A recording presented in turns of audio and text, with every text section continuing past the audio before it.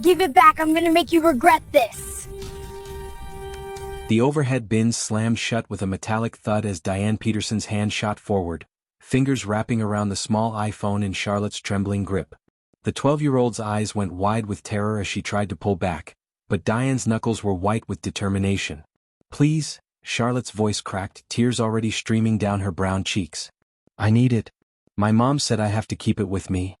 "Company policy," Diane hissed, her lips pressed into a thin line of disgust. "Hand it over. Now." Charlotte's scream echoed through the cabin as 30,000 feet below, the earth spun on, indifferent to a child's pain. But what happened next would shake an entire airline to its core, expose a darkness that had been hiding in plain sight for years, and prove that even the smallest voice can shatter the silence. But to understand how we got here, we need to go back. Back to that Tuesday morning in Philadelphia, when a little girl named Charlotte Williams woke up in her grandmother's apartment, her stomach twisted in knots, preparing for the scariest day of her young life. The morning sun filtered through the thin curtains of the third-floor walk-up on Germantown Avenue, casting golden stripes across the worn hardwood floors. Charlotte sat at the edge of her twin bed, staring at the small purple suitcase her grandmother had pulled from the hall closet the night before. Her hands fidgeted with the zipper pull, sliding it back and forth, the rhythmic sound the only thing keeping her breathing steady. "Baby girl, you need to eat something before we go," Grace Williams called from the kitchen, her voice carrying that particular tone that meant she wouldn't take no for an answer. Grace was 68 years old, but her voice still carried the steel of a woman who'd marched in Selma at 19, who'd stared down police dogs and fire hoses and lived to raise a daughter, then a granddaughter, with that same unbreakable spine. Charlotte forced herself to stand, her legs feeling like they were made of the jello her grandmother made every Sunday. She was 12 years old, 4'9", with her hair pulled back into two neat puffs her grandmother had spent 20 minutes perfecting the night before. She wore her favorite purple hoodie, the one with the small tear near the pocket that Grace had mended with tiny, precise stitches, and a pair of jeans that were getting a little too short but still fit okay if she didn't think about it too much. The apartment wasn't big. 2 bedrooms, 1 bathroom, a kitchen that opened into a living room where every surface told a story. Grace had lived here for 43 years, raised Charlotte's mother Jasmine in this very space, and now Charlotte. The walls were covered in photographs, a timeline of black excellence and survival. Grace as a young woman with an afro that defied gravity, holding a protest sign. Jasmine in her army dress blues at her commissioning ceremony.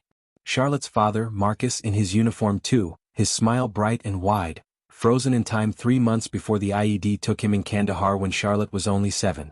And then there was Charlotte at every age, gap-toothed at 6, holding her first-place science fair ribbon. 8 years old, face serious as she assembled a model rocket. 10, laughing with her mother during one of Jasmine's 2 brief visits home between deployments.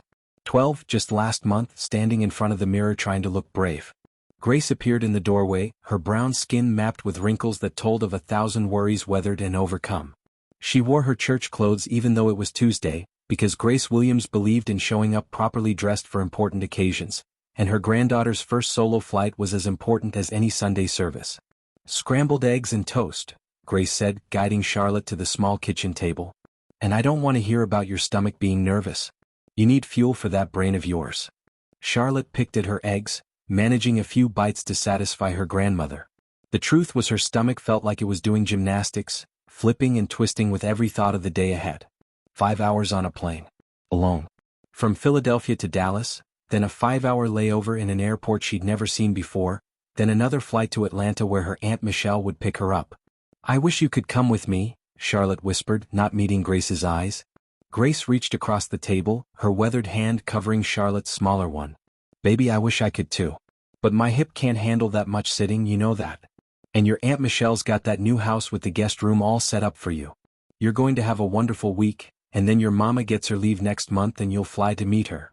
At the mention of her mother, Charlotte's heart did a different kind of flip. Captain Jasmine Williams, United States Army, currently stationed in Germany for the past 8 months.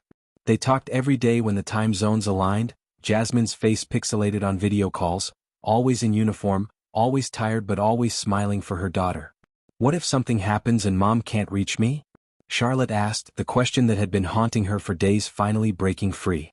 Grace stood, moved to the counter, and returned with a smartphone in a purple case that matched Charlotte's suitcase. "That's why we got you this."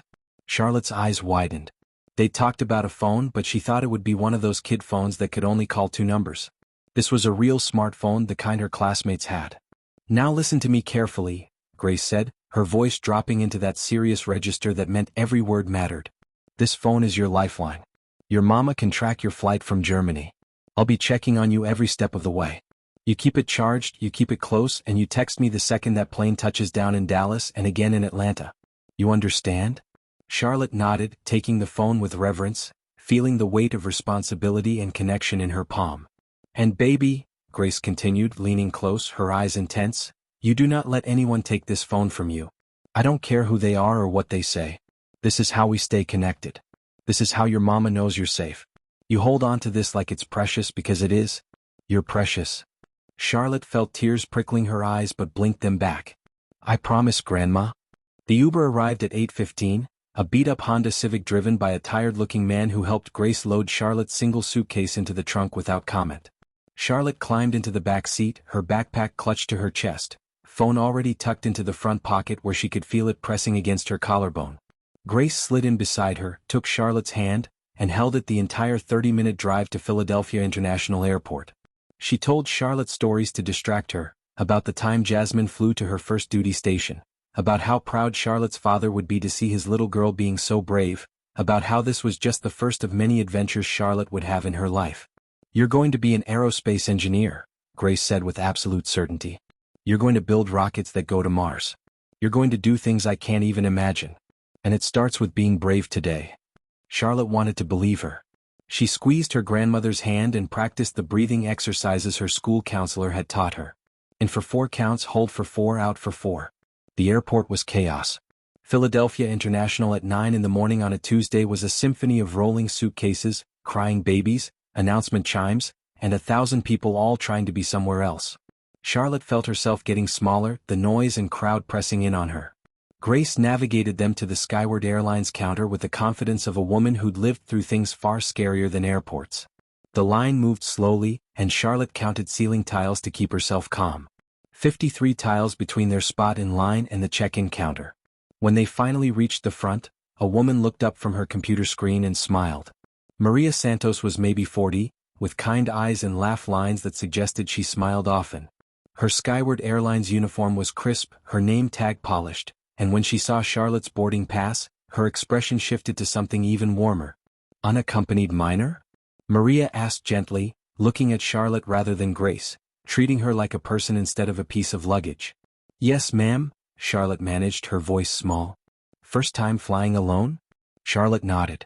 Maria leaned forward conspiratorially. Can I tell you a secret? My daughter Sophia is exactly your age. 12, right? Charlotte nodded again. Sophia is terrified of flying even when I'm with her. But you know what I tell her? I tell her that being brave doesn't mean you're not scared. It means you do the thing even though you're scared. And you're being very brave right now. Something in Charlotte's chest loosened just a little. Maria printed the boarding pass, attached the unaccompanied minor tag to Charlotte's backpack, and then did something extraordinary. She came out from behind the counter. Grace, is it? Maria asked, reading the emergency contact form. I'm going to personally walk Charlotte through security and to her gate. My shift doesn't end until noon, so I'll be here when she boards. Grace's eyes glistened. Thank you, she whispered, and Charlotte heard in those 2 words all the worry her grandmother had been hiding. The next 45 minutes were a blur of kindness. Maria walked Charlotte through the security line, explaining each step, making jokes with the TSA agents who softened when they saw the tag. On the other side, Maria bought Charlotte a blueberry muffin and a bottle of water from a newsstand, waving off Grace's attempt to pay. They sat at a table in a quiet corner near gate B7, and Maria asked Charlotte about school, about her favorite subjects, about what she wanted to be when she grew up. An aerospace engineer, Charlotte said, gaining confidence as she talked about the things she loved most. I want to work for NASA. I want to design spacecraft that can go to Europa, that's one of Jupiter's moons, because scientists think there might be an ocean under the ice and maybe life. Maria's face lit up with genuine interest. That is amazing. Sophia wants to be a veterinarian. She brings home every stray cat in our neighborhood. She pulled out her phone, showed Charlotte a picture of a grinning girl with braces, holding a fluffy orange cat. That's her with Nacho. He was supposed to be temporary. That was 2 years ago. Charlotte laughed, a real laugh, and realized she'd gone almost 5 minutes without feeling like her stomach was trying to eat itself. Maria wrote her personal cell phone number on a Skyward Airlines napkin. If anything, and I mean anything, feels wrong or scary on your flight or during your layover, you call me. Okay. I might not answer if I'm with another passenger, but I'll call you back within 5 minutes. Promise. A man in a business suit who'd been sitting nearby watching the interaction with a slight smile stood to board his flight. He paused by their table. "Excuse me," he said, his accent suggesting he was first or second generation Chinese American. "I couldn't help overhearing. Miss, you're very lucky to have such a dedicated airline employee. And young lady, my name is Richard Chen. I fly about 200,000 miles a year for work, and I can tell you that the flight attendants and pilots are some of the safest, most professional people you'll ever meet. You're going to do great." He handed Charlotte a business card. "That has my email on it. When you build that spacecraft to Europa, you send me an invitation to the launch. I'll be there." Charlotte took the card, overwhelmed by the kindness of strangers, and tucked it carefully into her backpack's front pocket next to her phone. At 10:30, boarding began for Flight 2847 to Dallas-Fort Worth. Maria walked Charlotte down the jetway, the roar of engines growing louder with each step. At the aircraft door, a male flight attendant with a practiced smile glanced at Charlotte's tag and nodded. "I'll make sure the crew knows," he said to Maria, then looked at Charlotte. "You're in 14C. Middle seat. I'll show you." Maria gave Charlotte one last hug. "You've got this, brave girl. Text your grandma as soon as you're allowed to turn your phone on after takeoff." Charlotte hugged her back, breathing in the scent of Maria's perfume, trying to memorize this feeling of being cared for by someone who didn't even know her an hour ago. The plane was a standard Boeing 737, rows of blue seats stretching back into dim overhead lighting. The male flight attendant, his name tag reading Brad, led Charlotte down the aisle to row 14. The man in 14A was already seated by the window, a black man maybe in his late 20s with stylish glasses and noise-canceling headphones, typing intensely on a laptop balanced on the tray table. He glanced up briefly as Charlotte shuffled past, gave her a quick smile, then returned to his work. The aisle seat, 14D, was occupied by a woman who had to be in her 60s, Korean-American with silver-streaked hair pulled into a neat bun. She was knitting something purple and soft, and when Charlotte settled into the middle seat, the woman paused her needles. "Hello, dear," she said warmly. "Flying alone?" Charlotte nodded, suddenly shy again now that she was actually on the plane. "Very brave. My name is Susan Park. I'm a retired teacher and I knit when I fly because it keeps my hands busy and my mind calm. What do you do to stay calm?" Charlotte pulled out her phone, showed Susan the mindfulness app her school counselor had downloaded. "I play this game where you match breathing patterns to move a ball through a maze. It sounds weird, but it helps." "That doesn't sound weird at all," Susan said. "That sounds brilliant."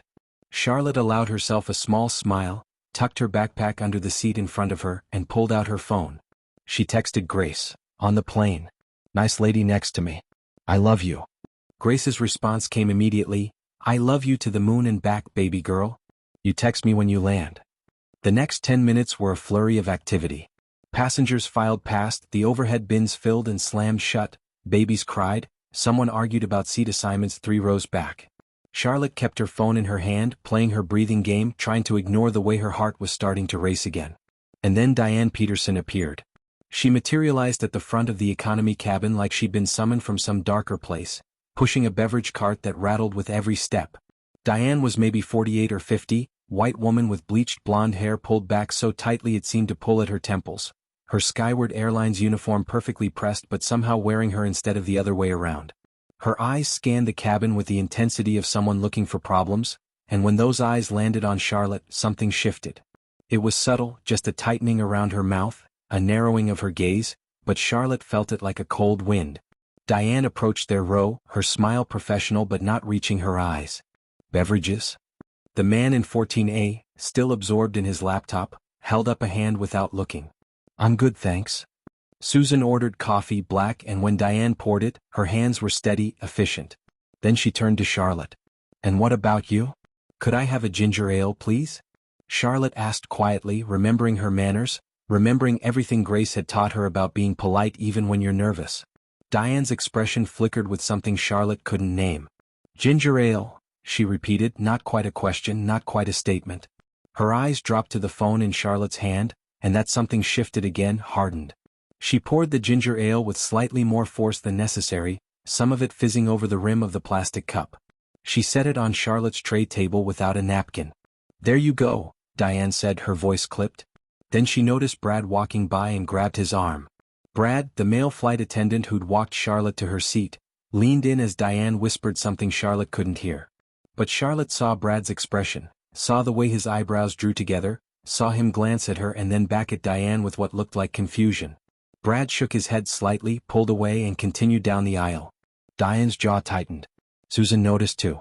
Charlotte could tell by the way the older woman's knitting needles paused mid-stitch, by the way her gaze followed Diane's retreat toward the galley. "Are you okay, sweetheart?" Susan asked quietly. "Yes, ma'am," Charlotte said automatically, but her hands had tightened around her phone.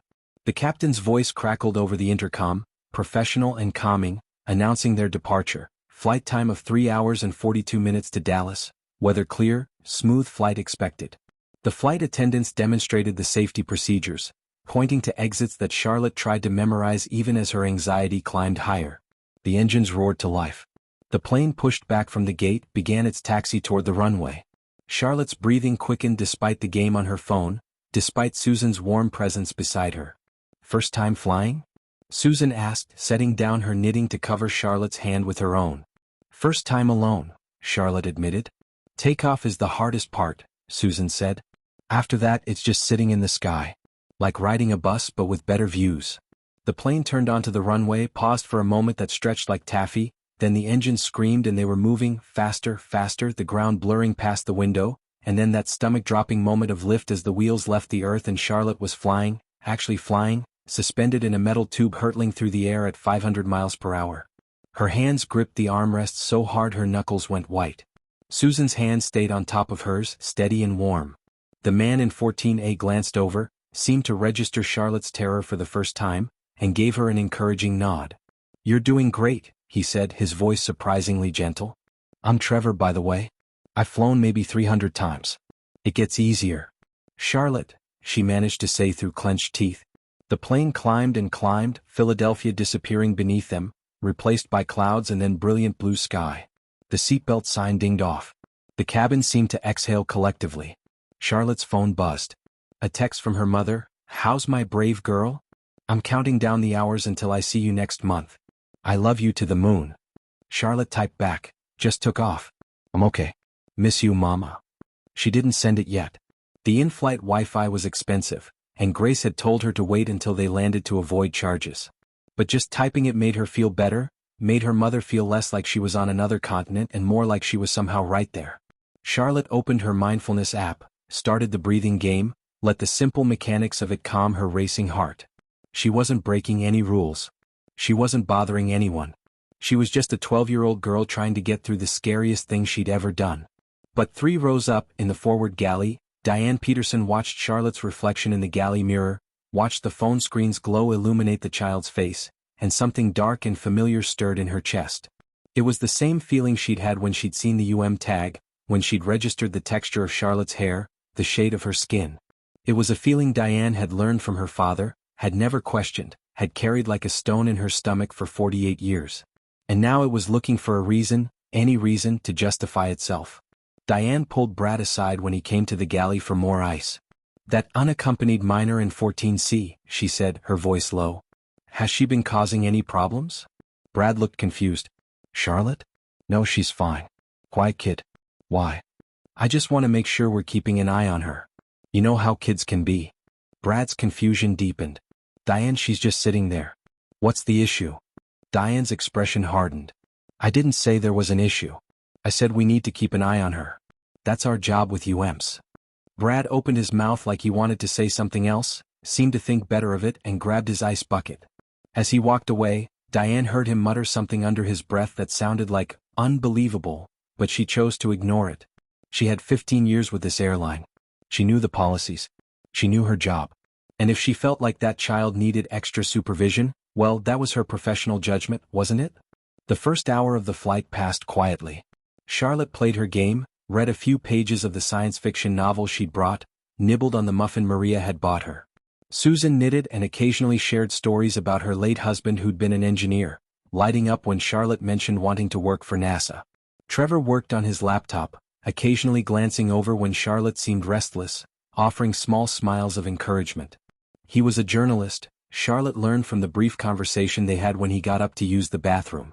He wrote for the Dallas Tribune, covered local politics and social issues, and was heading home from covering a story in Philadelphia about school board conflicts. "You're very poised for 12, Trevor had said. "My niece is your age and she'd be climbing the walls on a solo flight." "My grandma says I had to grow up a little faster," Charlotte had replied, and something in Trevor's expression shifted, softened with understanding. At the 90-minute mark, Diane returned with the beverage cart, offering drinks and snacks. She smiled at the passengers in rows 15 through 20, laughed at someone's joke about airplane food, showed patience when an elderly man couldn't decide between coffee and tea. But when she reached row 14, that smile calcified. "Beverages?" she asked the row in general, not looking at anyone specific. Trevor requested water. Susan asked for another coffee. Charlotte said, "No thank you ma'am, I'm okay." Diane's eyes locked onto the phone in Charlotte's hand. Charlotte was still playing her breathing game, the screen on its lowest brightness setting, no sound, just a glowing ball moving through a maze in time with her breath. "Don't you think you've been on that phone too long?" Diane said, her voice carrying an edge that made Susan's knitting needles pause mid-stitch. Charlotte looked up, startled. "I'm sorry?" I said, "Don't you think you've had enough screen time?" Diane's smile was tight, condescending. "It's not healthy for children to be on devices constantly." Charlotte felt her face grow hot. "I'm just playing a game, ma'am. It helps me relax. I get nervous flying." "Where are your parents?" Diane asked, even though she knew, had seen the tag, had been briefed on every unaccompanied minor on the flight as part of pre-flight protocol. "My mom is in the army. She's in Germany. I'm flying to stay with my aunt in Atlanta." "And your father?" The question hit like a slap. Charlotte's throat tightened. "He passed away when I was 7. Susan's hand moved to Charlotte's knee, a protective gesture. "Excuse me, but I don't think—" Diane cut her off with a raised hand. "I'm just concerned about her well-being. Too much screen time can cause developmental issues." Trevor removed his headphones, his journalist instincts clearly pinging. "Is there an actual problem here?" Diane's attention snapped to him. "Sir, I'm speaking with this young lady." "This young lady seems perfectly fine to me," Trevor said evenly. "She's sitting quietly, not bothering anyone." "What's the issue?" "The issue," Diane said, her voice rising slightly, "is that I'm responsible for the well-being of passengers on this flight, and I have concerns about excessive device usage." Charlotte felt tears pricking at her eyes but refused to let them fall. She dimmed her phone screen even further. "Is this better?" she asked, her voice small. Diane looked at the dimmed screen, at Charlotte's face, at the way Susan had shifted in her seat to place herself slightly between the flight attendant and the child. Something in Diane's expression hardened further, like cement setting.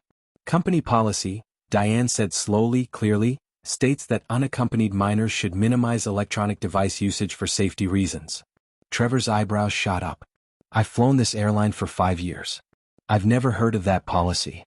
"Well, sir, perhaps you should familiarize yourself with policies that don't apply to you," Diane snapped. "What policy number?" Trevor asked, pulling out his own phone.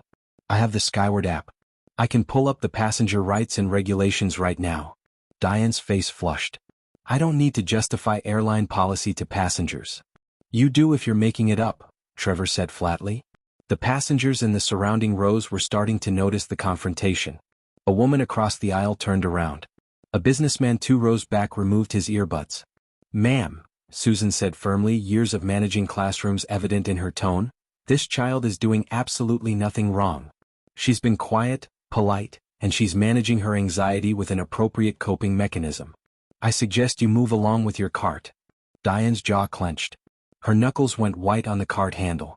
For a moment, Charlotte thought she would explode, would yell, would do something that would make this whole situation undeniable. Instead, Diane took a breath, forced her expression into something approximating professionalism, and said, "I'll be keeping an eye on the situation." Then she pushed her cart forward, the wheels squeaking, leaving a wake of uncomfortable silence. Charlotte's hands were shaking. She clutched her phone to her chest, suddenly feeling like it was under threat, like at any moment someone might try to take away her connection to her grandmother, to her mother, to everything safe. "Hey," Trevor said gently. "You okay?" Charlotte nodded, not trusting her voice. "That was completely inappropriate," Susan said, her voice tight with anger. I've been flying for 40 years and I've never seen a flight attendant treat a child like that. A woman from across the aisle leaned over. I heard the whole thing. That was ridiculous. Is she okay? She was white, maybe 35, with a toddler sleeping against her shoulder. Her name, Charlotte would later learn, was Rachel Goldman. She will be, Susan said, rubbing Charlotte's shoulder. But Charlotte wasn't okay. Because she'd seen something in Diane's eyes that she'd seen before, in department stores when she shopped with Grace, in restaurants where servers seemed to forget their table existed, in the faces of some of her classmates' parents who smiled with their mouths but not their eyes. She'd seen it, but she'd never had a name for it, never had it aimed at her so directly, so relentlessly. Trevor saw Charlotte's expression, saw the understanding dawning there, and his own face hardened. He opened a note app on his laptop and began typing, quietly, documenting times, quotes, observations. Just in case. 30 minutes passed. The plane cruised at 37,000 feet. The cabin settled back into its rhythm of snores, conversations, crying babies, the constant white noise of recycled air and humming engines. Charlotte put her phone away without being asked, tucked it into her backpack's front pocket where she could still feel it but where it wasn't visible. She pulled out her book instead, tried to read, but the words swam on the page. Susan offered Charlotte a piece of chocolate from her purse.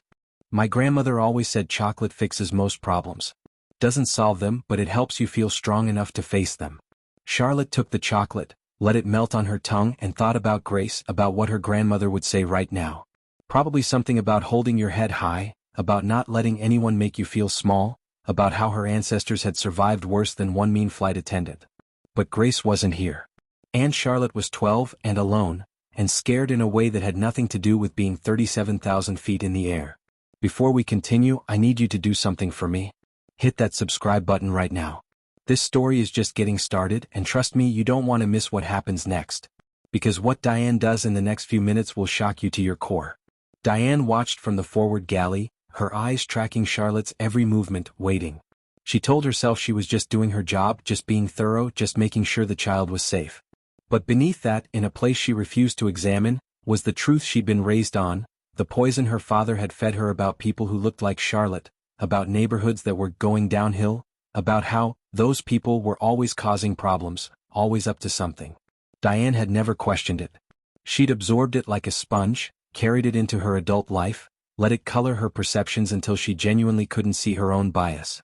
She thought she was being professional, thought she was being careful. She had no idea she was being exactly what her father had raised her to be. The clock on Charlotte's phone read 12:47 p.m. when she finally allowed herself to pull it out again. She'd waited nearly 40 minutes, hoping that keeping the phone hidden would make Diane forget about her, would let her fade into the background like she desperately wanted to.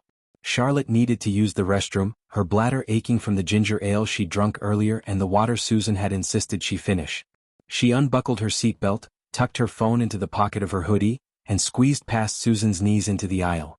The walk to the bathroom felt endless. Charlotte kept her head down, her eyes fixed on the blue carpet, counting the rows as she passed. 18, 19, 20. The lavatory door said vacant in green letters, and she slipped inside, locking it behind her with hands that still trembled slightly. In the tiny mirror above the sink, Charlotte saw herself. Brown skin, 2 puffs, purple hoodie, eyes that looked older than 12. She wondered what her father would say if he could see her right now, if he'd be proud of how she was handling this or worried about the fear in her eyes. You're okay, she whispered to her reflection, echoing the words Grace said every morning before school. You're strong. You're brave. You're loved. She used the bathroom, washed her hands twice because Grace had taught her that airplane bathrooms were germ factories, and took a deep breath before unlocking the door. When she returned to her seat, Charlotte pulled out her phone to check for any messages that might have come through. The airplane Wi-Fi didn't support regular texts, but sometimes messages would show as delivered even if they hadn't actually sent yet. She wanted to see her mother's words again, wanted that comfort. The phone screen lit up, and Charlotte saw the unsent message to Jasmine still sitting there, waiting. She also saw the time, nearly 2 hours into a 3-hour 42-minute flight. They were more than halfway there. She was more than halfway through this. She was going to be okay. And then Diane appeared, seemingly materializing from nowhere, standing over Charlotte's row like a storm cloud that had been waiting for the perfect moment to break.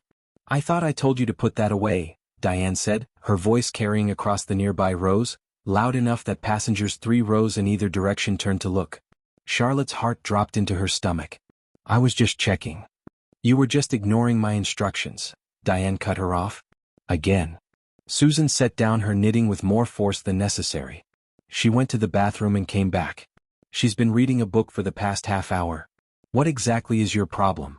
My problem, Diane said, her voice dripping with something ugly, is that I gave this child a directive and she is deliberately defying me. That's not, I wasn't, Charlotte stammered, but the words wouldn't come out right, her throat closing with panic. Trevor closed his laptop. This is harassment. Plain and simple. I've documented every interaction you've had with this child, and not once has she done anything wrong. You've documented? Diane laughed, but there was no humor in it. What are you, some kind of lawyer? Journalist, Trevor said flatly. Dallas Tribune. Social issues desk. And this is exactly the kind of issue I cover. For a moment, something flickered across Diane's face. Fear maybe. Or recognition that she was being watched, recorded, held accountable. But it passed quickly, replaced by something harder, meaner.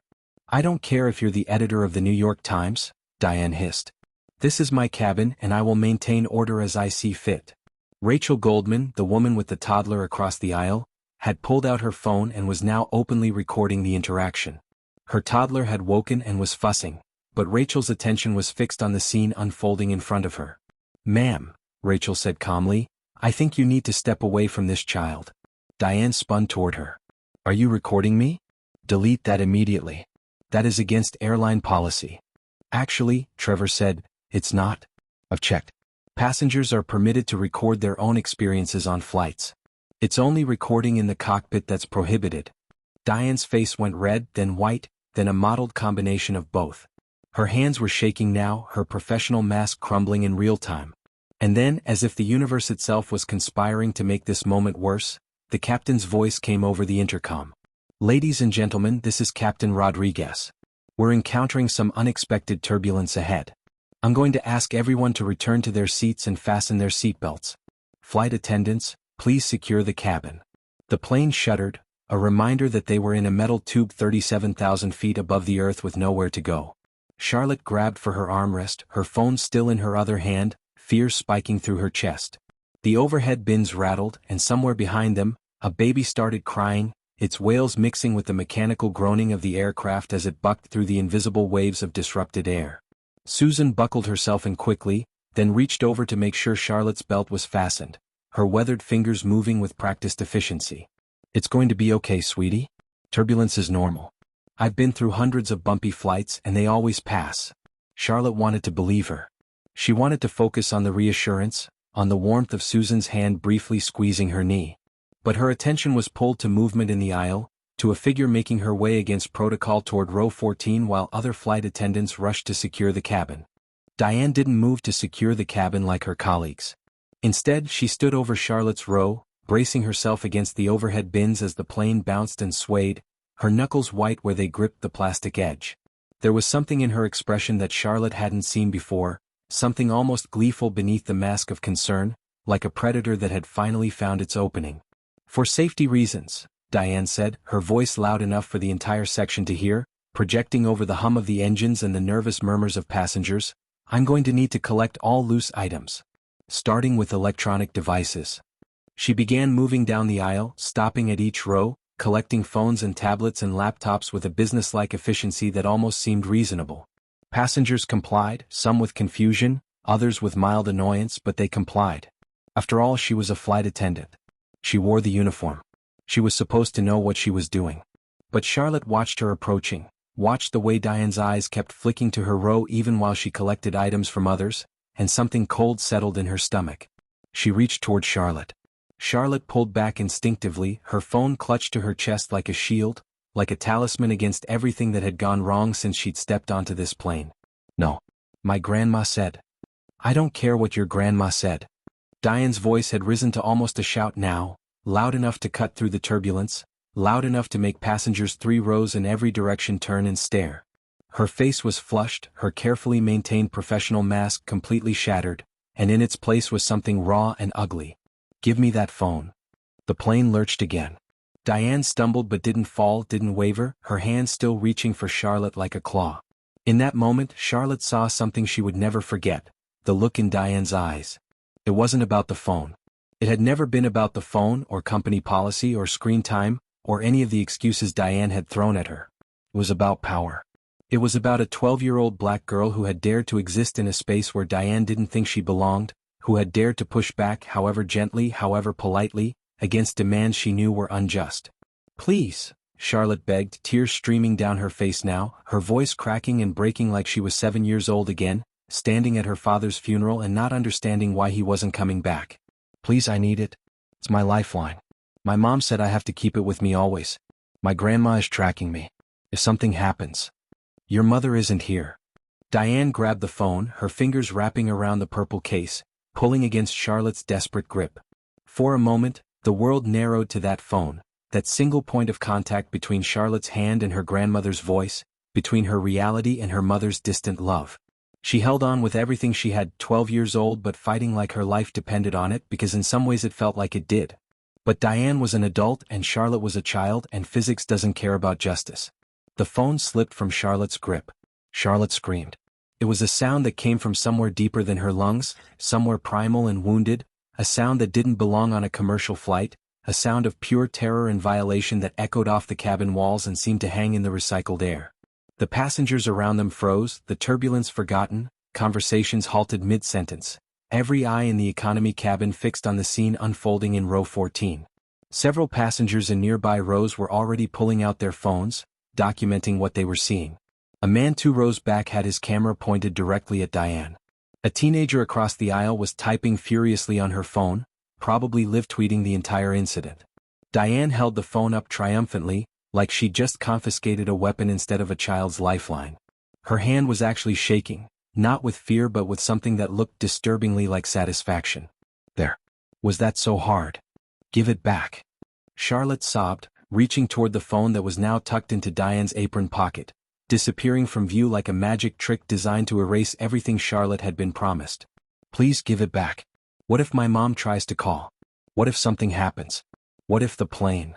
"Your mother can contact the airline," Diane said, her voice cold and precise, like she was reading from a script she'd memorized long ago, a script that justified every cruelty she'd ever committed in the name of authority. "You'll get it back when we land. Maybe this will teach you to respect authority." She actually smiled as she said it. A small, tight smile that made Charlotte's blood run cold. Susan stood up, despite the seatbelt sign still glowing amber, despite the plane still swaying with turbulence, despite every rule that said she should stay seated. At 60-something years old, with silver-streaked hair and knitting needles still clutched in her hands, she stood up to face Diane Peterson like she was facing down every bully she'd ever encountered in 4 decades of teaching. "This is absolutely unacceptable," Susan said, her voice carrying the authority of 1,000 parent-teacher conferences, 1,000 interventions on behalf of students who couldn't defend themselves. "You give that child her property back right now. Sit down, ma'am, or I'll have you removed from this aircraft. We're at 37,000 feet. Trevor shouted, his laptop forgotten, his journalist detachment completely evaporated into pure moral outrage. "Where exactly are you going to remove her to?" A new voice cut through the chaos. "What is going on here?" Patricia Hayes had appeared in the aisle, her own face a mask of controlled fury. Patricia was in her 50s, black, with 20 years of experience with Skyward Airlines and a reputation for calm under pressure. She was the senior flight attendant on this flight, and she was looking at Diane like she'd never seen her before. "This unaccompanied minor," Diane started, refused to. "I can see what happened," Patricia cut her off. Her voice was quiet but carried the weight of authority. "Diane. Galley. Now." Diane's mouth opened, then closed. For a moment, she looked like she was going to argue, was going to continue this performance in front of the entire cabin. But something in Patricia's expression must have gotten through, because she turned and stalked toward the forward galley without another word. Patricia turned to Charlotte, her expression softening immediately. "Sweetheart, I am so sorry. Are you okay?" Charlotte couldn't speak. She was sobbing too hard, her whole body shaking with the aftermath of what had just happened. Susan wrapped an arm around Charlotte, pulling her close. She took her phone. That woman took this child's phone. Her grandmother gave her that phone specifically to stay connected during this trip. Patricia's jaw tightened. "I understand. I'm going to handle this. Charlotte, I promise you I'm going to get your phone back." She said it was company policy, Charlotte managed between sobs. "She said I was being bad." "There is no such policy," Patricia said firmly. And you weren't being bad. You were being a brave little girl on her first flight alone, and you did nothing wrong. Do you hear me? Nothing. Charlotte nodded, but the tears wouldn't stop. Patricia reached into her pocket and pulled out a tissue, handing it to Charlotte. I need to go deal with this. But I'm sending Brad to sit with you, okay? And I'm going to radio the captain. This isn't over. She turned to Trevor. Sir, I understand you've been documenting this incident? Trevor nodded. Everything. Times, quotes, actions. Good, Patricia said grimly. We're going to need it. She strode toward the galley, and the cabin watched her go in stunned silence. The turbulence had calmed, the plane steadying as it found smoother air. But Charlotte felt like she was still falling, still tumbling through something she couldn't control. Susan held her close, rocking slightly, humming a tune Charlotte didn't recognize but found soothing anyway. Rachel had stopped recording but was now typing furiously on her phone, presumably saving the video, maybe uploading it somewhere. Brad appeared, looking stricken. He crouched in the aisle beside Charlotte's row, his face full of apology. I am so sorry, he said. I tried to tell her, I tried to stop. It's not your fault, Susan said, though her voice was tight. I knew something was wrong, Brad continued, his voice barely above a whisper. She's been like this before. There have been complaints. But management always covers it up, always transfers the complaint to another department where it disappears. Trevor's eyes sharpened. You're saying this is a pattern? Brad glanced around nervously, then nodded almost imperceptibly. I shouldn't be telling you this. But that little girl didn't deserve any of what just happened. And I'm tired of staying quiet. Brad. Patricia's voice came from behind him. She'd returned from the galley, Charlotte's phone in her hand. Captain Rodriguez wants to see you in the cockpit. Now. Brad stood, straightened his uniform, and headed forward without another word. Patricia knelt beside Charlotte's seat, holding out the phone. Here, sweetheart. I got it back. Charlotte grabbed the phone with both hands, clutching it to her chest like a lost treasure returned. Thank you, she whispered. Thank you, thank you. You check that phone, Patricia said gently. Make sure everything's okay. And then you text your grandmother, okay? Let her know you're safe. Charlotte's hands were shaking so badly she could barely unlock the screen. When she finally managed it, she saw 14 missed calls from Grace, 7 text messages, each one more frantic than the last. The latest one read, Baby, please answer. The airline won't tell me anything. I'm scared. Charlotte's heart shattered. Her grandmother, 68 years old with a bad hip, sitting alone in that apartment on Germantown Avenue, watching a tracking app that showed Charlotte's flight somewhere over Kentucky, unable to reach her granddaughter, imagining the worst. I need to call her, Charlotte said, her voice cracking. Please, I need to call my grandma. Patricia nodded. Use the Wi-Fi. Don't worry about the charge, the airline will cover it. Susan helped Charlotte connect to the airplane Wi-Fi, her old hands surprisingly deft with technology. The call connected, rang once, twice. Charlotte. Grace's voice was raw with fear. Oh, thank God. Baby, are you okay? The sound of her grandmother's voice broke something in Charlotte, and she started crying again, but this time it was relief, not fear. Grandma, she took my phone and she was so mean and I was so scared. I know, baby. I know. The airline told me there was some kind of incident, but they wouldn't explain what happened. Tell me everything. Are you hurt? No, I'm not hurt. But Grandma, she kept saying I was doing something wrong and I wasn't. I promise I wasn't. I know you weren't, baby. I know. Grace's voice had shifted from fear to something harder, something familiar. It was the voice Charlotte imagined Grace had used when facing down those fire hoses in Selma, the voice of a woman who had fought battles bigger than one racist flight attendant. Now I need you to put a supervisor on the phone. Patricia took the phone when Charlotte offered it, stepping a few rows away to speak with Grace privately. Charlotte watched her face as she listened, watched it cycle through sympathy, anger, determination. 5 minutes later, Patricia returned, handing the phone back to Charlotte. Your grandmother is a remarkable woman, Patricia said softly. She's contacted the airline's customer relations office, filed a formal complaint, and apparently got transferred to someone's manager's manager. She's not stopping until this is dealt with. Charlotte felt a small smile tug at her lips despite everything.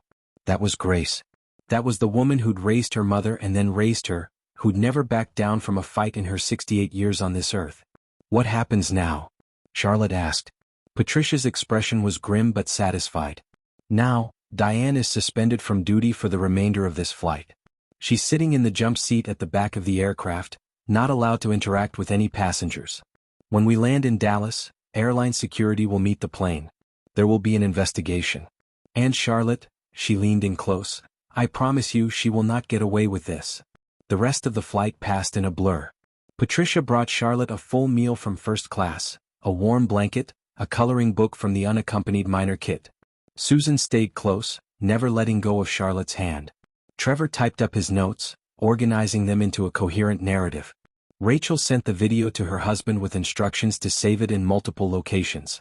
And in the back of the plane, Diane sat alone in the jump seat, her career already crumbling around her, watching her own future slip away with every passing minute. But Diane didn't see it that way. In her mind she was the victim. In her mind she'd only been doing her job, only trying to maintain order, and now she was being punished for it.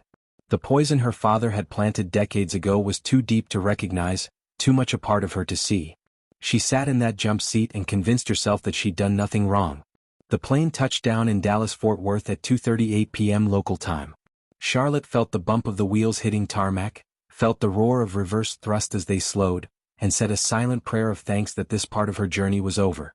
But as the other passengers stood and gathered their belongings, Patricia came to Charlotte's row with a gentle hand on her shoulder. "You're going to deplane first, sweetheart. There are some people waiting who want to make sure you're okay." Charlotte looked at Susan, suddenly afraid to lose this woman who'd become an anchor over the past 4 hours. Susan smiled and pressed something into Charlotte's hand. It was a business card with a handwritten phone number on the back. "That's my cell phone. You call me anytime, okay?" "Anytime at all." Trevor handed her his card too. "I meant what I said about the documentation. This story isn't over, Charlotte.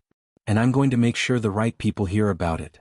Rachel gave Charlotte a gentle hug, careful not to wake the toddler who'd finally fallen back asleep. "You're braver than you know, sweetie." Patricia walked Charlotte up the aisle, past rows of passengers who watched them go with a mixture of curiosity and sympathy.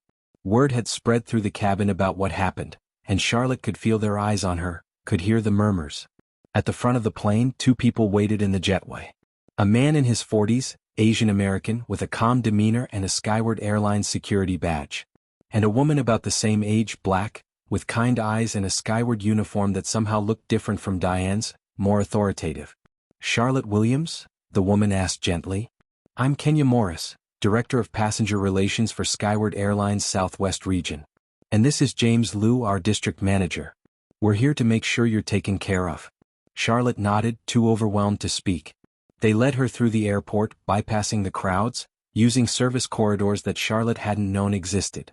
Within minutes, they were in a private lounge, the noise of the terminal completely blocked out. "First things first," Kenya said, settling into a chair across from Charlotte. "Your grandmother is going to video call in about 5 minutes. She wanted to see your face, make sure you're really okay." Charlotte's eyes filled with tears of relief. "Thank you." James produced a tablet and set it up on the table in front of Charlotte. "While we wait, is there anything you need? Food? Something to drink?" "I'm okay," Charlotte said automatically. Kenya smiled. "You've been saying that a lot, haven't you?" "I'm okay. But it's okay not to be okay too, you know?" Charlotte looked at this woman, this stranger who seemed to actually care, and felt something crack inside her. "I'm not okay," she admitted, her voice small. "I was really scared." Kenya reached out and took Charlotte's hand. "I know. And I am so sorry. What happened to you on that flight should never have happened. Not to you, not to anyone."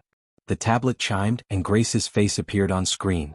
She looked older than she had that morning, worry carved into every line, but when she saw Charlotte, her face transformed with relief.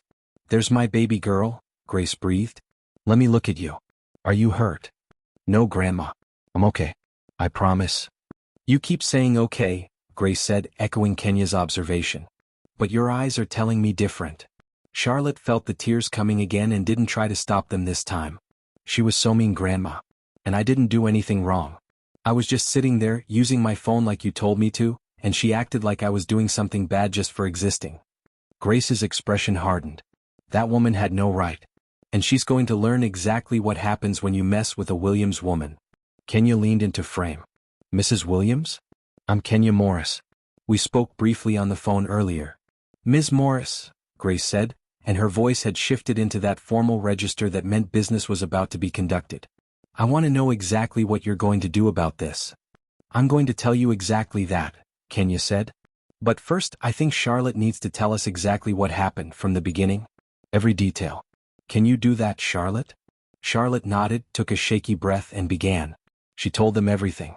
The first look Diane had given her during boarding, the way she'd whispered to Brad, the confrontations about the phone, the made-up policy, the increasing hostility, the final seizure during turbulence.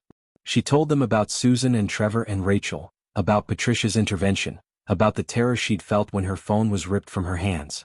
James took notes the entire time, his expression carefully neutral but his pen moving fast. When Charlotte finished, Kenya let out a long breath. Charlotte, I want you to know that everything you just described is completely unacceptable. It violates multiple company policies, potentially multiple laws and basic human decency. What happens now? Grace asked from the screen. Diane Peterson has already been terminated, Kenya said. Captain Rodriguez made the call while still in the air. Given the number of witnesses, the video evidence and the severity of the incident, there was no need to wait for a full investigation to make that determination. Charlotte felt a strange mix of emotions. Relief mostly. But also something else, something heavier. She lost her job? She lost her job because of choices she made, Kenya said gently. Not because of anything you did. Do you understand that? Charlotte nodded, but she wasn't sure she did. Furthermore, Kenya continued, Skyward Airlines is prepared to offer the following: full compensation for today's flight, a voucher for 10 free flights for you and your grandmother, and a formal written apology from our CEO that will be delivered to your home within the week. Grace's eyes narrowed on screen. And what about making sure this never happens to another child? Kenya met her gaze. That's the bigger conversation. And it's one I've been trying to have with this company for 3 years. 3 years? Charlotte asked. Kenya hesitated, glancing at James, then seemed to make a decision. She leaned forward, her expression shifting from professional to personal, from corporate representative to someone who genuinely cared about the answer to the question she was about to address. Charlotte, you're not the first. There have been complaints about Diane Peterson before. 23 to be exact over the past 5 years. 19 of them involved passengers of color. Charlotte felt the blood drain from her face. 19 people who went through versions of what you went through. Maybe not as severe, maybe not with the phone being taken, but the harassment, the made-up policies, the targeting. 19 people who filed complaints. What happened to the complaints? Kenya's jaw tightened.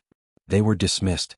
Transferred between departments, buried in paperwork, marked as resolved, without any resolution. I've been fighting to change that, to implement real accountability measures, but I've faced resistance at every turn. People in power don't like to admit that people they hired, people they trusted, might be causing harm. It's easier to look away. Charlotte thought about this for a moment. So if those 19 people complained and nothing happened, why is something happening now? Because this time there's video, James said quietly. It was the first time he'd spoken since they entered the lounge. And because this time Trevor Montgomery wrote about it. And because your grandmother called our CEO's office directly and refused to hang up until she spoke to someone with actual authority. Charlotte felt a small smile tug at her lips despite everything. That was Grace, all right. But I won't pretend that any of those things should have been necessary, Kenya continued.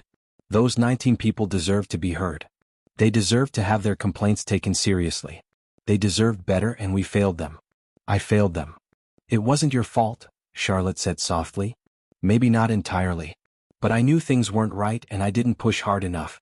I was afraid of losing my job, of being labeled difficult, of facing the same kind of targeting that passengers were facing from people like Diane. Kenya took a breath. But I'm done being afraid. You taught me that today, Charlotte. You, a 12-year-old girl on her first solo flight, had the courage to hold on to your truth even when an adult was trying to rip it from your hands. If you can be that brave, I can be braver too. Until now, James said quietly. Kenya nodded. Until now. Charlotte, what happened to you is going to change things. I'm going to make sure of it. Not just at this airline but across the industry if I have to. No child should ever have to go through what you went through. Grace's voice came through the tablet, sharp and clear. And if it doesn't? If this gets swept under the rug like all those other complaints? Then I'll quit and go public with everything I know, Kenya said simply. I've had the resignation letter drafted for 2 years. It's been waiting for the right moment. The lounge fell silent. Charlotte looked between Kenya's face and her grandmother's, both women wearing the same expression of fierce determination. Charlotte, Grace said finally, you rest there for a bit. Let Ms. Morris take care of you. Your Aunt Michelle is on her way to Dallas. She's going to drive you to Atlanta instead of putting you on another plane today. But the connecting flight has been canceled and refunded, Kenya said. We wouldn't dream of asking you to get on another plane today. Your aunt should arrive in about 4 hours. In the meantime, this lounge is yours. Anything you need, you ask for it. After Grace said goodbye with promises to call every hour, Charlotte found herself alone with Kenya and James, the quiet of the lounge pressing in around her. What happens to Diane now? Charlotte asked. She wasn't sure why she wanted to know, but she did. Kenya and James exchanged a look. She's being escorted off the premises as we speak, James said. Her employee credentials have been deactivated. She'll be interviewed by our legal team, and depending on what other passengers witnessed, there may be additional consequences. Like what? That depends on several factors. Kenya's voice was careful. But Charlotte, you don't need to worry about that. You don't need to think about Diane Peterson ever again if you don't want to. But Charlotte was thinking about her. She was thinking about the look in Diane's eyes, about the way her voice had risen when she said, I don't care what your grandma said, about the 22 other passengers who'd complained and been ignored. Why did she hate me so much? Charlotte asked quietly. She didn't even know me. Kenya sat down beside Charlotte, close but not too close. Do you want the honest answer? Charlotte nodded. Some people carry something dark inside them, Kenya said slowly, choosing her words with care. They learn it from their parents or their communities or the world around them. And instead of questioning it, they hold on to it. They let it become part of who they are. And then they look for reasons to let it out. Because I'm black, Charlotte said. It wasn't a question. Probably, Kenya admitted. We can't know for certain what was in her heart. But based on the pattern of complaints, based on how she treated you. Yes. Probably. Charlotte thought about this. She thought about her father, who died serving a country that didn't always love him back. She thought about her grandmother, who'd marched for rights that shouldn't have needed marching for. She thought about her mother, deployed halfway around the world, leading soldiers of every race and background. My grandma says you can't hate someone into being better, Charlotte said finally. She says you have to show them there's another way. Kenya's eyes glistened. Your grandmother sounds like a very wise woman.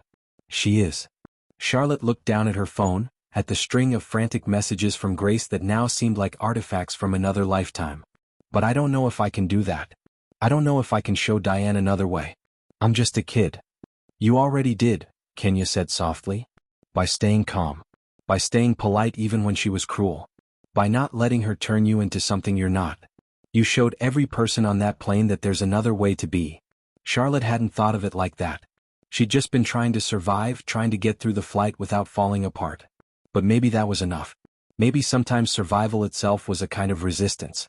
Aunt Michelle arrived at 7:15 p.m., bursting through the lounge doors like a small hurricane of concern and fury. She was 35, with Jasmine's face in Grace's spine, and she swept Charlotte into a hug that lasted long enough to make everything feel real again. I've got you, Michelle murmured into Charlotte's hair. I've got you, baby. You're safe now. The drive from Dallas to Atlanta was 7 hours, but Charlotte didn't mind. Michelle played music, told stories about Charlotte's mother as a teenager, stopped for fast food even though Grace would disapprove. By the time they crossed the Texas border into Louisiana, Charlotte was starting to feel like herself again. Michelle's phone rang somewhere around Shreveport. She answered on the car's Bluetooth and Trevor's voice filled the vehicle. Ms. Williams? This is Trevor Montgomery. I was on Charlotte's flight today. The journalist, Michelle said. Charlotte told me about you. Thank you for what you did. I was just taking notes, Trevor said. But that's actually why I'm calling. My editor saw my documentation, saw the video Rachel Goldman sent, and she wants to run the story. Front page of the Dallas Tribune, with possible syndication to national outlets. Michelle glanced at Charlotte in the passenger seat. Charlotte, you hearing this? Charlotte nodded, her heart rate picking up. We won't run anything without your consent, Trevor continued. And we won't use Charlotte's full name if you prefer to keep her identity protected. But I think this story needs to be told. What happened to Charlotte has happened to too many people, and the only way things change is if we shine a light on it. Michelle pulled the car to the shoulder, putting it in park so she could focus on the conversation. Charlotte, what do you think? Charlotte thought about the 19 other complaints that had been buried. She thought about the kids who might fly alone next year or the year after who might encounter someone like Diane with no one to protect them. I want to tell my story, Charlotte said. With my real name. I didn't do anything wrong. I don't have anything to hide. Michelle smiled, fierce and proud. You heard her, Mr. Montgomery? I did, Trevor said, and there was admiration in his voice. I'll be in touch tomorrow with a draft for your review. And Charlotte? Yes. You're going to change things. I can feel it. The article ran 2 days later. 12-year-old's phone seized on flight in alleged discrimination incident. By Trevor Montgomery, Dallas Tribune. It told Charlotte's story from beginning to end, with quotes from Susan, from Rachel, from anonymous airline employees who confirmed the pattern of complaints against Diane. It included still frames from Rachel's video, showing Diane's hand reaching for Charlotte, Charlotte's tear-streaked face, the moment the phone was ripped away. Trevor had written it with the precision of a surgeon and the passion of an advocate. Every detail was verified, every quote was attributed, every claim was backed by evidence. He'd interviewed 17 other passengers from the flight, each one corroborating Charlotte's account. He'd obtained internal company documents through a source who requested anonymity, documents that showed the systematic dismissal of discrimination complaints over a 5-year period. The article didn't just tell Charlotte's story. It told the story of institutional failure, of how companies protect their own at the expense of the vulnerable, of how silence becomes complicity. The internet exploded. Within 12 hours, the article had been shared 50,000 times. By 24 hours, that number had grown to 200,000. By the end of the week, it would reach 2 million. The hashtag Justice for Charlotte began trending on Twitter at 3:47 p.m. Eastern Time and stayed trending for 6 consecutive days. People posted their own stories of discrimination on flights, of being treated differently because of their race, their religion, their perceived status. The floodgates had opened and the water was rushing through. News outlets from CNN to local Philadelphia stations were calling Grace's apartment, requesting interviews. Entertainment Tonight wanted to talk to Charlotte. The New York Times was running a follow-up piece. A documentary filmmaker had already reached out about optioning the story. Charlotte watched the chaos unfold from Aunt Michelle's living room in Atlanta, curled up on the couch with her phone, scrolling through an endless stream of support that seemed to have no bottom. This is unacceptable. No child should be treated this way. Skyward Airlines needs to be held accountable. Boycott until they clean house. Charlotte, you are so brave. You're my hero. My daughter is your age and I showed her your story. As a black mother, this is my worst nightmare. I'm crying reading this. Stay strong, beautiful girl. We see you, Charlotte. We hear you. You matter. The messages came from everywhere. From celebrities with blue check marks, from anonymous accounts with egg avatars, from mothers and fathers and teachers and nurses and people who had experienced their own versions of Diane Peterson and never had their stories heard. But there was also the other kind of comment. The kind that made Charlotte's stomach turn and her throat tighten. She was probably being disruptive and they're not telling the whole story. This is why kids shouldn't have phones. Parent better. Another fake racism story for attention. These people always play the victim. I've flown hundreds of times and never seen discrimination. Maybe she was actually doing something wrong. If she just followed the rules, none of this would have happened. Typical. The comments were a minority, but they were loud. They were persistent. They seemed designed specifically to make Charlotte doubt her own experience, her own memory, her own truth. Don't read those, Michelle said, gently taking the phone from Charlotte's hands. For every hateful person there are 100 who see the truth. Focus on the 100. Charlotte nodded, but the words stayed with her anyway. The doubt, the dismissal, the reflexive disbelief of a black child's experience. She had expected some pushback. Grace had warned her that telling her truth publicly would invite people who didn't want to hear it, but she hadn't expected it to hurt this much. Can I ask you something, Auntie? Charlotte said that night, as they sat on Michelle's back porch watching fireflies blink in and out of existence in the warm Georgia darkness. Always, baby. When those people say I'm making it up or that I was probably doing something wrong, do you think there are people who actually believe that? Like really believe it? Michelle was quiet for a long moment. She was Jasmine's younger sister, but in that silence she looked older, carrying the weight of generations of questions just like this one. Some people need to believe it, Michelle said finally. Because if they admit that what happened to you was real, was unjust, was based on nothing but the color of your skin, then they have to admit that the world isn't fair. That their world isn't fair. That maybe they've been part of that unfairness without even knowing it. So it's easier to say I'm lying? It's easier for them. Not for you. Never for you. Michelle turned to look at Charlotte directly, her eyes soft but serious. But here's the thing, baby girl.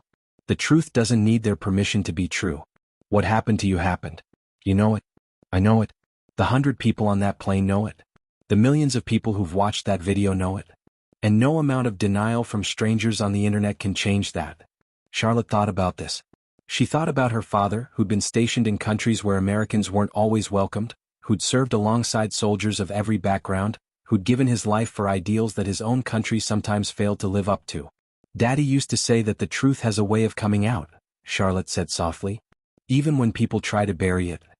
Your daddy was a wise man. Michelle's voice caught slightly. He would be so proud of you right now. So incredibly proud.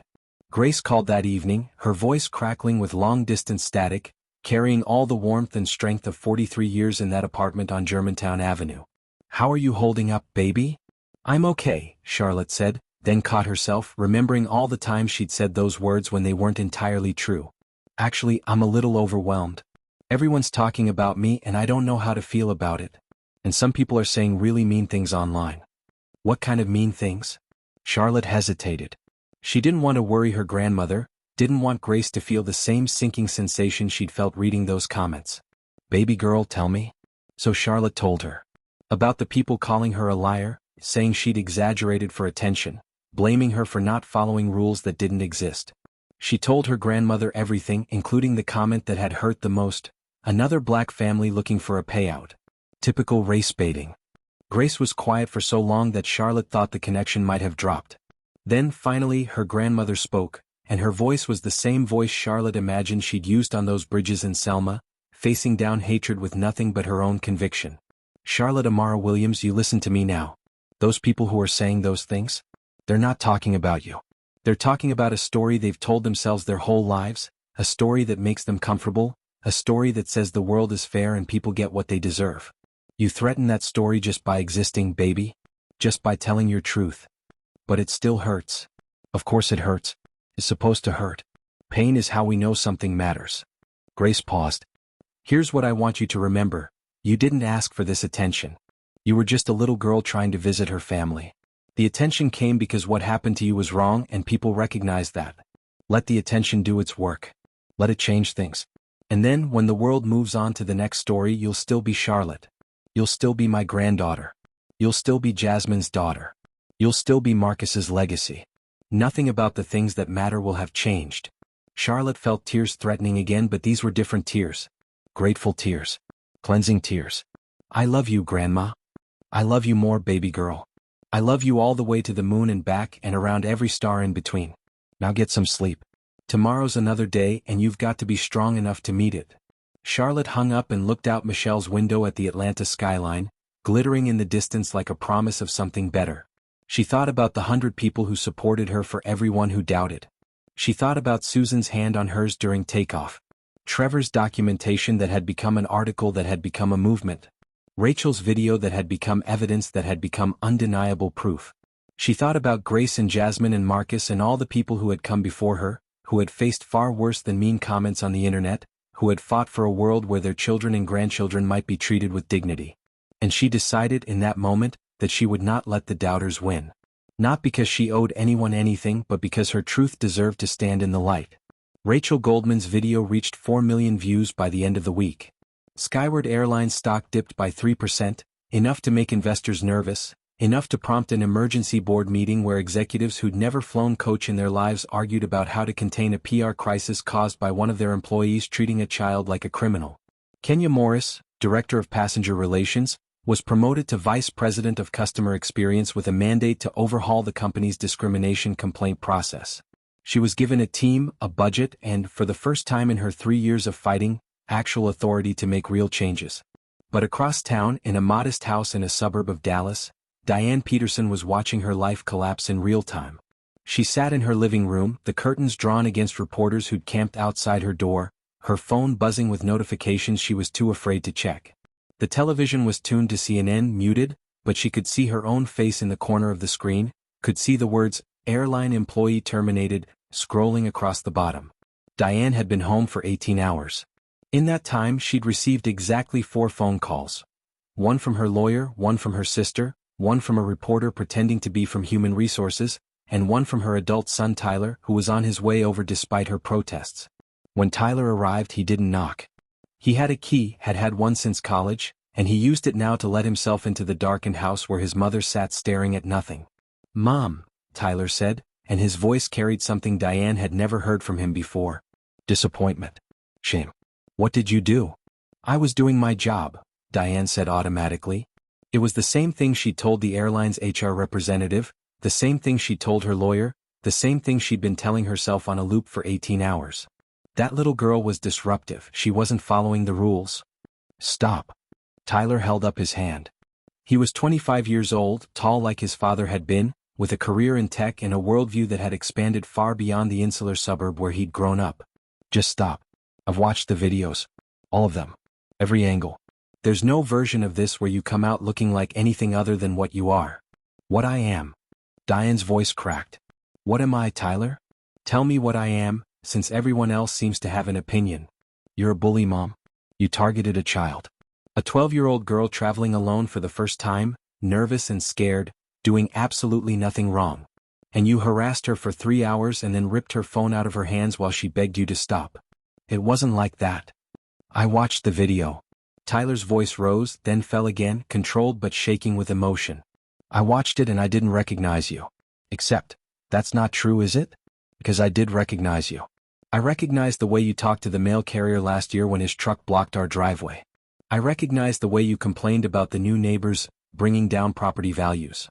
I recognized 100 little moments that I told myself didn't mean anything, that I made excuses for, that I looked away from because you're my mother and I wanted to believe you were better than that." Diane felt something crack inside her, something she'd been holding together for 18 hours, for 48 years, for her entire life. "Tyler. Don't." He stepped back, creating distance between them. "I'm not here to comfort you. I'm here because you're my mother and I need to understand how I was raised by someone who could do what you did." "Your grandfather," Diane started. "Yeah," Tyler cut her off. "I know about Grandpa. I know what he believed, what he said around the dinner table, the way he talked about anyone who didn't look like him. I remember, Mom. I remember everything. And I spent years unlearning it, years questioning everything I was taught, years trying to be different from him. You never questioned any of it, did you?" Tyler's voice was quiet now, sad. "You just absorbed it like it was gospel. And then you carried it into every interaction, every assumption, every judgment. And it poisoned everything." Diane had no response. For the first time in as long as she could remember, she had no defense, no justification, no explanation that could make this okay. Tyler headed for the door, then stopped, his hand on the knob. "I'm not saying I'll never speak to you again. You're my mother. But I can't be around you right now. And until you get some help, some real help, until you actually understand why what you did was wrong, not just that it had consequences but that it was wrong, I don't know if I can have a relationship with you." He left. The door closed behind him. And Diane sat alone in her darkened house, watching her face on the muted television, and wondered when the world had changed so much that she couldn't recognize it anymore. But the world hadn't changed. Tyler was right about that. The world had always been this way, had always contained people who'd call out cruelty when they saw it, had always contained children who deserved better than what Diane had given Charlotte Williams. What had changed was that Diane could no longer hide. And then, on Friday afternoon, Skyward Airlines CEO Patricia Donnelly appeared on national television to make a statement. "What happened to Charlotte Williams is inexcusable," Donnelly said, her face carefully composed, her voice hitting all the right notes of concern and commitment.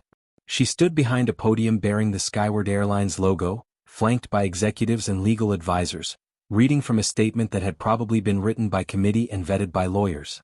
"We have terminated the employee responsible, and we are conducting a full review of how prior complaints were handled. Furthermore, Skyward Airlines is announcing the following reforms." She listed them off. Mandatory bias training every 6 months with accountability measures to ensure actual learning, not just box checking. Third-party oversight for passenger complaints with an independent ombudsman who reported directly to the board. Immediate suspension for any employee accused of discriminatory behavior, pending investigation with protection for false accusations built into the process. A partnership with civil rights organizations to audit the company's practices and provide ongoing feedback. Charlotte watched with Michelle, both of them perched on the edge of the couch, the television volume turned up. Grace was on video call on Michelle's iPad, propped up on the coffee table so she could watch too. "This is big," Michelle said quietly. "These reforms, if they actually implement them. They'll implement them, Grace said from the iPad screen, her voice carrying the skepticism of someone who'd watched too many promises dissolve into nothing over 68 years. For a while. Until the news cycle moves on. Then we'll see what they really believe. But Donnelly wasn't finished. Finally, she said, and something in her tone shifted, became more personal, less rehearsed. Skyward Airlines is establishing the Charlotte Williams Scholarship Fund, with an initial commitment of $50,000, to support young people from underserved communities who wish to pursue careers in aerospace engineering and aviation. Charlotte's jaw dropped. That's you, Michelle said, her voice thick with emotion. They named it after you. Charlotte couldn't speak. She stared at the screen, at Patricia Donnelly saying her name on national television, at the words Charlotte Williams Scholarship Fund, appearing in graphics on the screen. Baby? Grace's voice came from the iPad. You still there? But I didn't do anything, Charlotte finally managed. I just sat on a plane. I just told the truth. You did everything, Michelle corrected, pulling Charlotte into a hug. You survived. You spoke up. You let people tell your story. That's everything, Charlotte. That's more than most people ever do. $50,000? Charlotte whispered. That's so much money. It's a start, Grace said. And it's not really about the money, baby. It's about what the money represents. It's about the doors that will open, the kids who'll get opportunities they wouldn't have had otherwise. It's about your name attached to something that helps people instead of hurts them. The phone rang. It was Grace's direct line, displaying on Charlotte's phone. I should take this, Grace said, disappearing from the video call. A moment later, Charlotte's phone rang. Grace, did you see? Charlotte asked breathlessly. I saw, baby. Grace's voice was wavering, something Charlotte had rarely heard in her entire life. Even at Marcus's funeral, Grace had been steady, had been the rock the whole family leaned against. But now her voice trembled with an emotion too big to contain. I saw. Your daddy would be so proud. I'm so proud. Your mama is probably watching this in Germany and crying just like I am. As if on cue, Charlotte's phone buzzed with a message from Jasmine. My brave girl. I'm watching. I love you so much. Can you call me? Mama saw too, Charlotte said. Of course she did. That woman has been glued to news coverage since this started. I think she's watched that video more times than anyone. Charlotte felt tears streaming down her face again, but these were different tears. These were the tears of someone who'd been through something terrible and come out the other side into something beautiful. What happens now, Grandma? Now. Grace took a deep breath, steadying herself, becoming the rock again. Now we keep living, baby. We keep moving forward. We take this good thing that came from a bad thing and we let it grow. That's what we've always done. That's what our people have always done. We find the light in the darkness and we follow it forward. Charlotte nodded even though Grace couldn't see her. Okay, Grandma. Okay then. Now go call your mama. She's been waiting to hear your voice. 2 weeks later, Charlotte stood in a military hangar in Atlanta, her heart pounding for an entirely different reason than it had on that flight from Philadelphia. The hangar was cavernous, the kind of space that swallowed sound and made everything feel both vast and intimate at once. Military families clustered in groups, children clutching handmade signs, spouses and parents and friends all waiting for loved ones who'd been gone for months or years, all braced for the moment when distance would finally collapse into embrace. Charlotte had made her own sign, Welcome Home Mama, in purple glitter paint, the letters slightly uneven because her hands had been shaking when she'd made it. Michelle stood beside her, one hand on Charlotte's shoulder, grounding her. Grace had wanted to come but her hip had been acting up, so she was watching via video call from Michelle's phone, propped in her other hand. Jasmine's emergency leave had been approved faster than anyone expected. Her commanding officer, having seen the news coverage, having read Charlotte's story in Trevor's article, having watched the video that had made 4 million people understand what it was like to be a black child in America, had personally expedited the paperwork. That girl needs her mother, the officer had reportedly said. Make it happen. And so here Charlotte was, 2 weeks after the worst flight of her life, waiting for the best moment of her life. The transport plane appeared in the distance first as a sound, a rumble that grew into a roar that grew into a presence that filled the sky. Charlotte watched it descend, watched it touch down with a thunder she felt in her chest, watched it taxi toward the hangar where families waited with held breath. This is it, baby, Michelle said. She's home. The doors opened. Soldiers began filing out, dusty and tired and carrying the weight of distant conflicts on their shoulders. Some walked quickly, scanning the crowd for their people. Others walked slowly, savoring the moment, letting the reality of home wash over them. All of them wore the same uniform, all of them carried the same exhaustion, all of them had stories they might never tell about the places they'd been. Charlotte searched each face as they emerged. Not her. Not her. Not her. And then there she was. Captain Jasmine Williams stepped off the plane like she was stepping into a different life, her posture perfect, her uniform crisp despite the long flight, her face controlled with military discipline. She was taller than Charlotte remembered, or maybe Charlotte had just gotten used to seeing her mother in a small video screen, compressed and pixelated, always slightly delayed by international connections. But then Jasmine's eyes found Charlotte in the crowd, and all that discipline, all that control, all that military bearing crumbled in an instant. Charlotte saw her mother's face change, saw the tears start, saw the composed officer become just a mom who'd been away from her child for too long, who'd watched from thousands of miles away as that child faced down cruelty and emerged with a courage that still took her breath away. Charlotte ran. She ran like she hadn't run since she was little, since before her father died, since before everything became so complicated. She ran past other families, around other reunions, her sign forgotten somewhere behind her, her only thought getting to her mother, closing the distance that had felt infinite for 8 long months. Jasmine caught her. She swept Charlotte up into arms that smelled like dust and airplane fuel and home, lifting her off the ground even though Charlotte was 12 now, almost too big for this, never too big for this. "My brave girl," Jasmine whispered, her voice breaking on every word. "My brave, brave, beautiful girl." "Mama," Charlotte sobbed, her face pressed into her mother's shoulder. "I missed you so much. I missed you every day. I missed you too, baby. Every single day. Every single minute. I watched your video every night before I went to sleep, watched you being braver than anyone should ever have to be, and I was so proud and so angry and so scared all at the same time." "I'm okay now," Charlotte said. "I'm okay, Mama. I promise." Jasmine pulled back just enough to look at Charlotte's face, to really look, to see for herself that her daughter was whole and healthy and here. "I know you are. I know. But I should have been there. I should have protected you." "You did protect me," Charlotte said. "You were in my pocket the whole time, remember? That's what the phone was for. So you'd always be with me." Jasmine laughed through her tears, a sound that was half sob and half joy. "When did you get so wise?" "Grandma," Charlotte said simply. "Yeah." Jasmine laughed again. "That tracks." They stood there for a long moment, mother and daughter, holding each other in the middle of a military hangar while other families reunited around them, and Grace watched through Michelle's phone, crying too. "Come on," Jasmine finally said, wiping her eyes. "Let's go home." The days that followed were the best of Charlotte's life. Jasmine only had 2 weeks of leave, so they made every moment count. They cooked dinner together, watched movies together, talked about everything and nothing until the early hours of the morning. Charlotte told Jasmine about Susan and Trevor and Rachel, about Patricia and Kenya, about all the strangers who'd become allies in the span of a single flight. She told her about the scholarship fund, about the news coverage, about the strange new weight of being a public figure. "Are you okay with all of it?" Jasmine asked one night, sitting on the edge of Charlotte's bed like she used to do when Charlotte was little. Charlotte thought about the question. Really thought about it. "I think so," she said finally. "It's weird being known for something bad that happened to me. But if it helps other kids, if it makes things better, then I'm okay with it." Jasmine nodded slowly. "You know, when I was your age, I wanted to be invisible. I thought if I was quiet enough, polite enough, perfect enough, then no one would ever have a reason to hurt me." "Did it work?" Jasmine's smile was sad. "No, baby. It never works. People who want to hurt you don't need a reason. They just need an opportunity.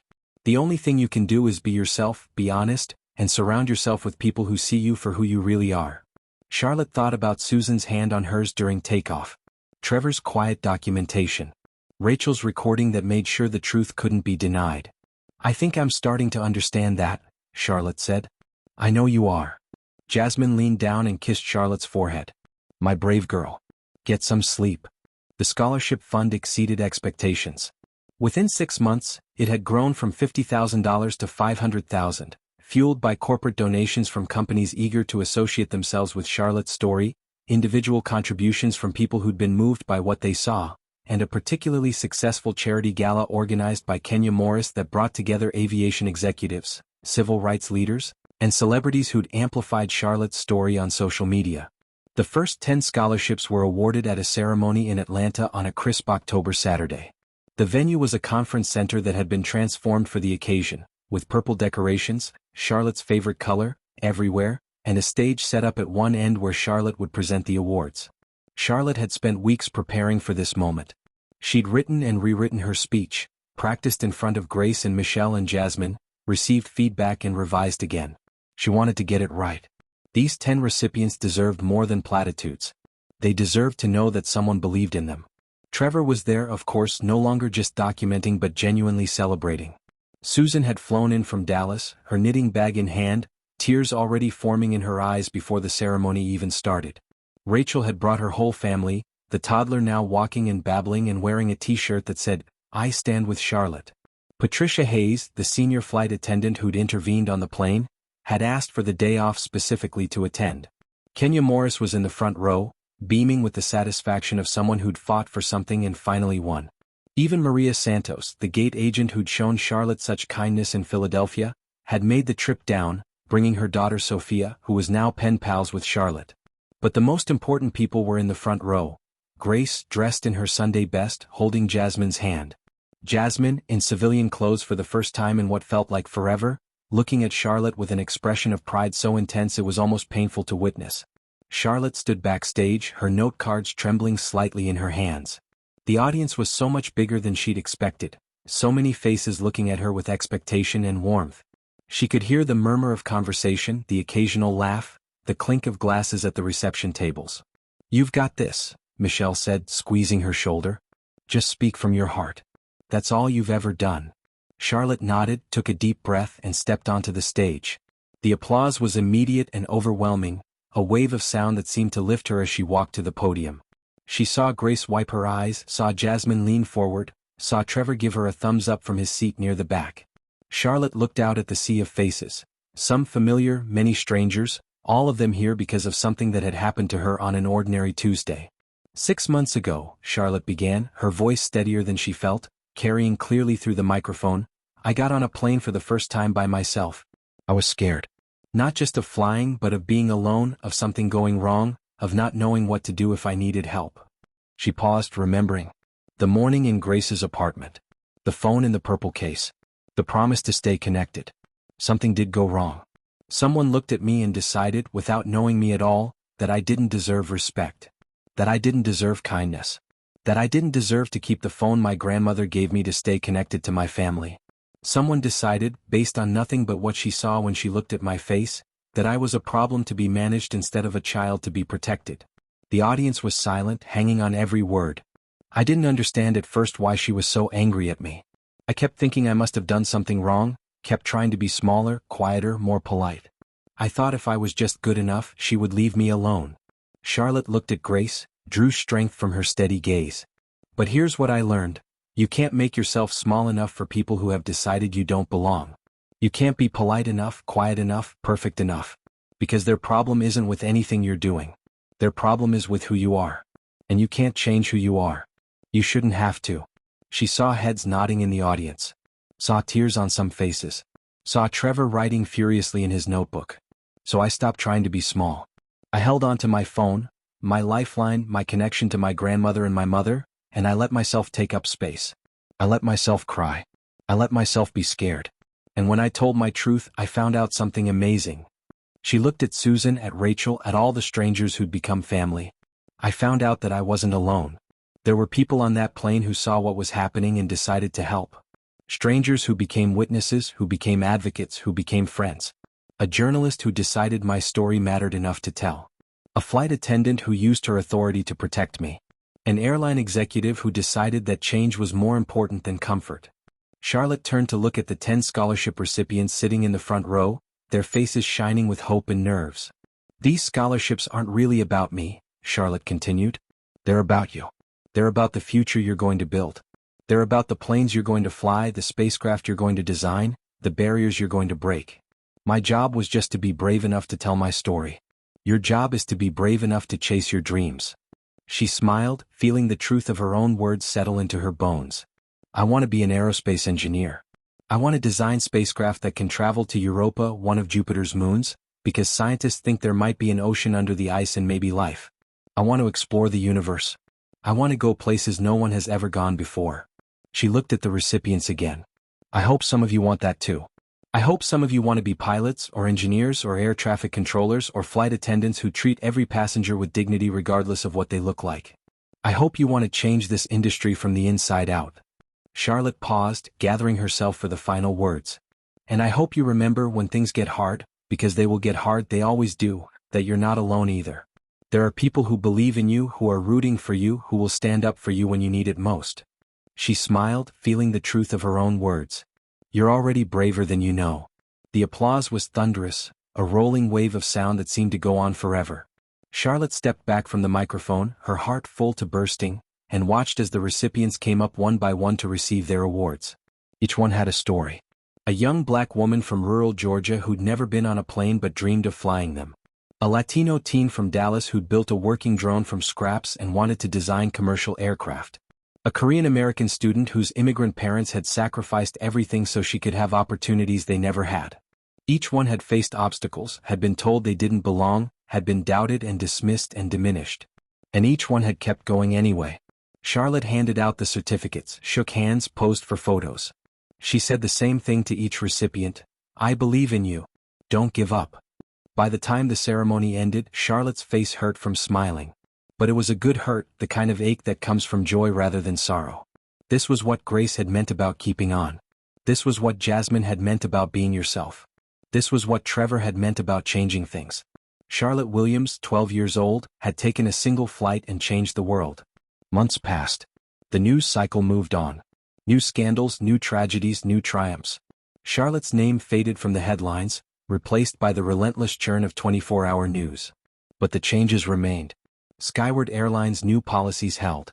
Kenya Morris led a transformation that rippled through the industry, prompting other carriers to examine their own practices, their own complaint processes, their own blind spots.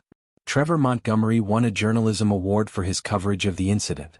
He continued to write about social justice issues, often circling back to check on Charlotte, to make sure her story was still being told. Susan Park sent care packages every month. Chocolate, notes of encouragement, updates on her knitting projects. She'd become a grandmother figure of a different kind, a reminder that family isn't always about blood. Rachel Goldman's toddler turned 2, then 3. Charlotte received invitations to both birthday parties, sent gifts wrapped in purple paper, exchanged photos that tracked the passage of ordinary, beautiful time. And Charlotte herself kept living. She went to school, struggled with algebra, aced her science classes. She joined the robotics club, built a functioning model rocket, got into a summer program at NASA for high school students, one that specifically mentioned her scholarship fund as inspiration. She still flew sometimes. Each flight was a little easier than the last, each takeoff less terrifying, each landing a small victory. And sometimes, when she was cruising at 37,000 feet, she would think about Diane Peterson. Not with anger, not anymore. The anger had faded, replaced by something more complicated. Curiosity maybe. Sadness even. Charlotte had heard, through Kenya, that Diane was going to therapy. Court-mandated at first, then voluntarily continued. She'd taken a job that didn't involve customers, was working to rebuild a life that Charlotte's story had shattered. Charlotte didn't know if Diane had changed, truly changed. She didn't know if the poison her father had planted could ever be fully extracted. But she hoped, in a quiet corner of her heart, that Diane was trying. That the rupture of that day had cracked something open, let light into places that had been dark for decades. Grace would say that was the best anyone could ask for. The willingness to try. 1 year after the incident, Charlotte boarded another flight. Philadelphia to Atlanta, same route, different airline. She was 13 now, a little taller, a little more confident, but still the same girl with 2 puffs in her hair and a purple phone case clutched in her hand. The flight attendant who greeted her at the door was young, maybe mid-20s, black, with a warm smile and a name tag that read Kendra. Good morning, Kendra said brightly. Traveling alone today? Yes, ma'am, Charlotte said, the old nervousness stirring faintly. Going to visit my mom. Well, if you need anything at all, you let me know. What's your name? Charlotte Williams. Kendra's eyes widened. Recognition dawned, followed by something that looked like awe. The Charlotte Williams? Kendra asked quietly. Girl, you're a legend. They literally show your case in our training. Like, specifically your case. Every new hire has to study what happened to you and what we should do differently. Charlotte felt her cheeks flush. Really? Really? Kendra's smile grew even wider. You changed things. You made this job better for all of us. Safer for passengers. You don't even know how much. I didn't do that much, Charlotte mumbled. I just told the truth. That's everything, Kendra said, echoing words Charlotte had heard before from Kenya, from Michelle, from Grace. Sometimes the truth is the only thing that can change the world. Charlotte made her way to her seat, first class this time, a permanent perk of her experience, and settled in by the window. The cabin filled around her, the familiar sounds of boarding creating a rhythm she'd grown accustomed to. Her phone buzzed. A text from Grace. You text me when you land. I love you. Charlotte smiled and typed back, always Grandma. I love you too. The engines hummed to life. The plane pushed back from the gate, taxied to the runway, paused at that moment of impossible potential. Then the thrust, the speed, the lift. Charlotte watched Philadelphia shrink beneath her, replaced by clouds, replaced by sky.